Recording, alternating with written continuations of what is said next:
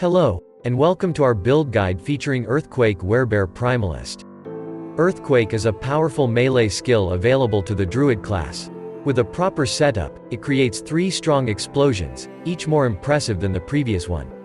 Thanks to the unique weapon called Boulder's Wrath, you can trigger this skill with any of your movement abilities every 5 seconds, which allows you to ignore the mana management or extra cooldown from the skill tree.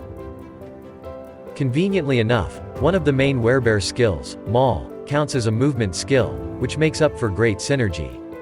It doesn't deal as much damage as Earthquake, but it's strong enough to deal with lesser enemies on its own. While that ability is on cooldown, you should spam your swipe skill to shred the enemy's armor with every hit. You will have no problems maintaining the Werebear form. With every Maul you will also summon 3 vines that grant you rage regeneration. Being in that form makes you extremely tanky on its own, as it provides lots of health, armor, and health leech with critical strikes. Rampage allows you to quickly move across the map, making it a well-rounded build to quickly farm monoliths and bosses. Build mechanics involve great burst damage on a relatively short cooldown, which works amazingly well against bosses and rare enemies in the Echoes. It's very tanky thanks to the high armor values and strong health recovery. As long as you can fight your opponent, you will be leeching tons of health. One of the Werebear abilities, Rampage, allows you to quickly rush in a specific direction for an unlimited duration, which makes this a great mobility tool to quickly move through the Echoes.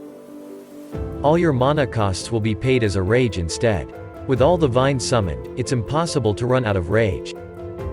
Build requires level 76 and a certain easy accessible unique weapon to show its true potential.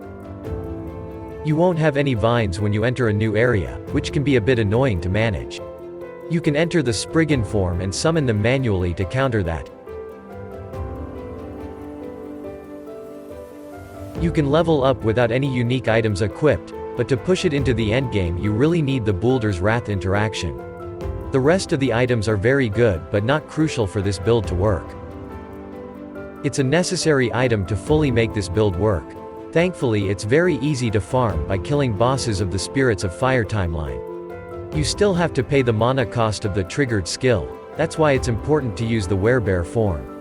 Armor shredding is very strong at increasing the damage you deal. You can apply it with your Maul and swipe attacks. This amulet gives an incredible amount of base critical strike chance and improves your leech. The base implicits of the Bone Amulet are one of the best out of all amulets, as they grant you a lot of physical and necrotic resistances. It also drops from the same boss encounter as your weapon. You will have to be a bit lucky to obtain this armor from the Empowered Stolen Lance timeline boss encounter, but it's very worth it trying. You will be moving almost all the time, which will give you a huge damage taken reduction. It also gives you a lot of damage boost at the same time. This idol is one of the best items you can get to fight long battles.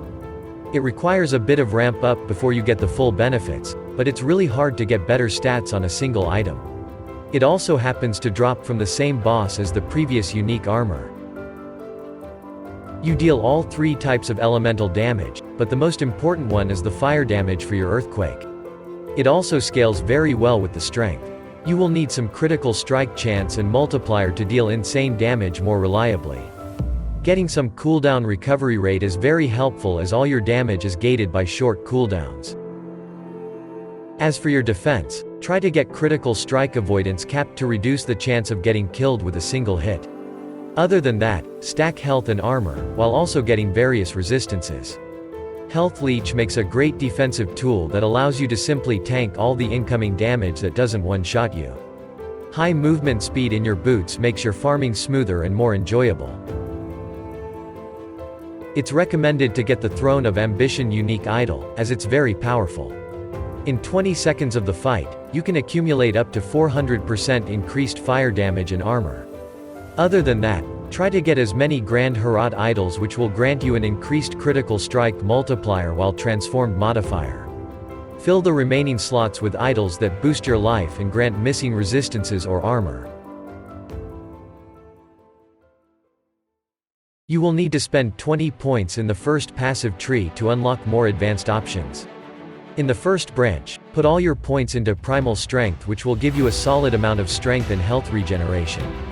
Hunter's Restoration grants you a lot of health and a bit of extra healing every few seconds and unlocks the survival of the pack.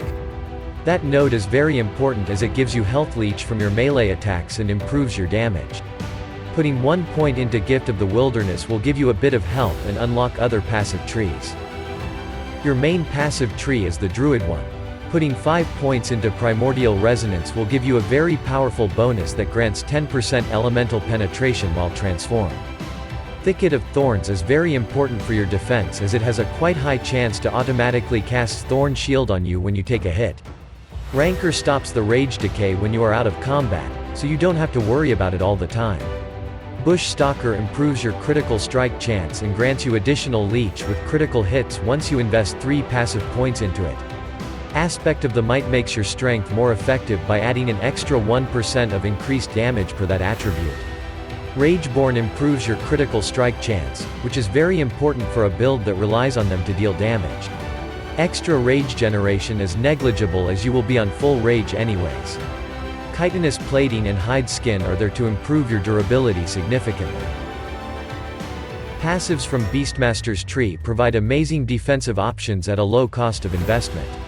Aspect of the Boar granted both by Boar Heart and Primal Strength gives up to 30% damage reduction, which is also further boosted by the Ursine Strength, which gives your additional 16% reduced damage taken from nearby enemies. Ambush is a very potent damage increasing passive, but it's hard to synchronize with your main skills, so just a few points put into it are enough. You will need to invest at least 15 points into the Shaman skill tree to unlock the Earthquake skill. The best way to do it is by taking the Ancient Stones passive that grants you increased damage and a chance to stun your enemies. Putting remaining points into Tempest form will grant you a bit of health and a chance to chill.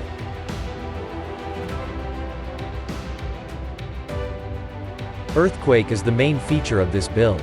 By default, it causes you to slam the ground for one big explosion and create aftershocks for short time after that. The specialization tree will apply to the earthquake triggered by your unique weapon.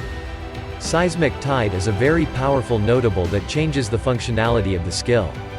Instead of small aftershocks, the earthquake erupts 3 times, which also unlocks better scaling possibilities. The trigger from your weapon bypasses the increased cooldown from the Staggering Force passive. Werebear form turns you into a werebear. You get access to new skills, improve your durability, and change the mana costs of skills into rage costs. Thanks to the specific passives, such as Tremor Slam and Skull Crusher, you can benefit from your regular abilities. Bringers of Storms converts your physical skills into elemental type, so you can scale them alongside your main skill. Upheaval is one of your supplementary damage skills. It deals damage in a short distance ahead of you and applies various ailments. It will be triggered automatically upon every maul cast thanks to the previous skill tree. It deals decent damage and thanks to the Ice Peak's notable it can apply the chill effect, which is a required condition for the biggest damage boost on your earthquake. Spriggan form turns you into a forest Spigen being. It's focused mostly on casting spells and buffs to you and your minions.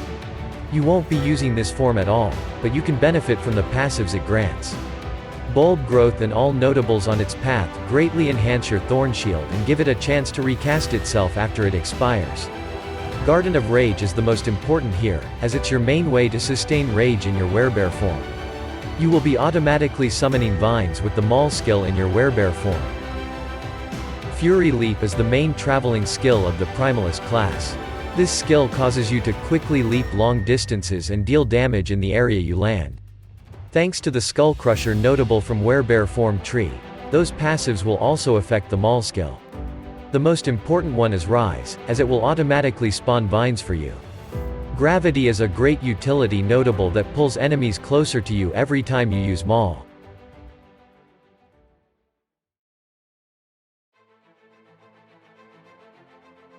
The Black Sun timeline has plenty of good choices, but the best one is the Critical Strike multiplier.